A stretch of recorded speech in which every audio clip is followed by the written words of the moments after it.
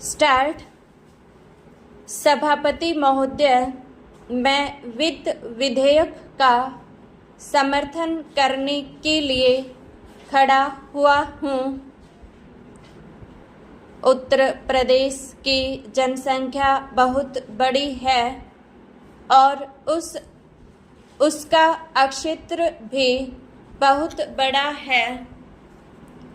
इसलिए यह आवश्यक है कि उत्तर प्रदेश को उसकी जनसंख्या और क्षेत्र के अनुसार विकास योजनाओं के लिए केंद्र से आर्थिक सहायता दी जाए। इसके बिना उत्तर प्रदेश की उन्नति होना असंभव है। भारत का किसान इस देश का जीवन है। किसान पर ही सारी खुशहाली और उन्नति निर्भर करती है। अगर उसका जीवन समृद्ध होगा तो देश भी समृद्ध होगा। इसलिए यह आवश्यक है कि किसान के दैनिक जीवन की चीज़ें सस्ती हों और उसके खाद और कृषि यंत्र आदि सस्ते दामों पर मिल जाए। पानी के लिए उसको भगवान की तरफ न देखना पड़े, बल्कि उसको सिंचाई के विषय में आत्मनिर्भर बनाया जाए। जब तक किसान को पूरी सुविधाएं नहीं दी जाएंगी, तब तक देश उन्नति नहीं कर सकता है।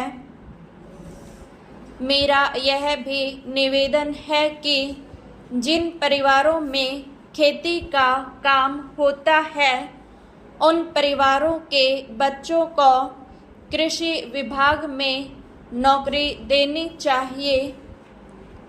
यह मैं आवश्यक समझता हूँ, क्योंकि उन्हें कृषि के बारे में व्यवहारिक ज्ञान होता है।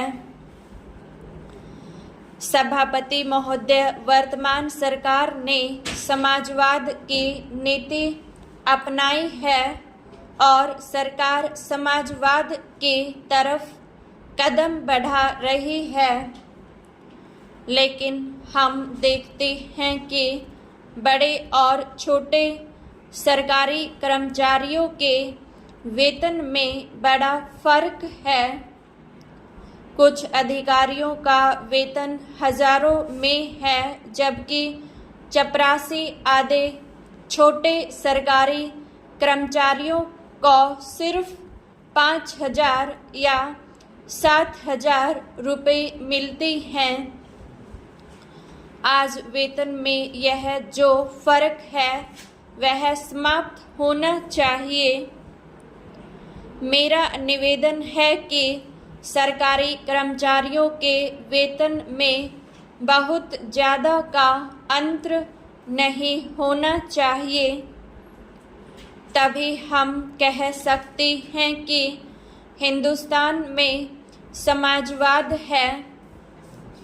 किसान की रोजाना के उपयोग की चीज़ें बहुत महंगी होती जा रही हैं।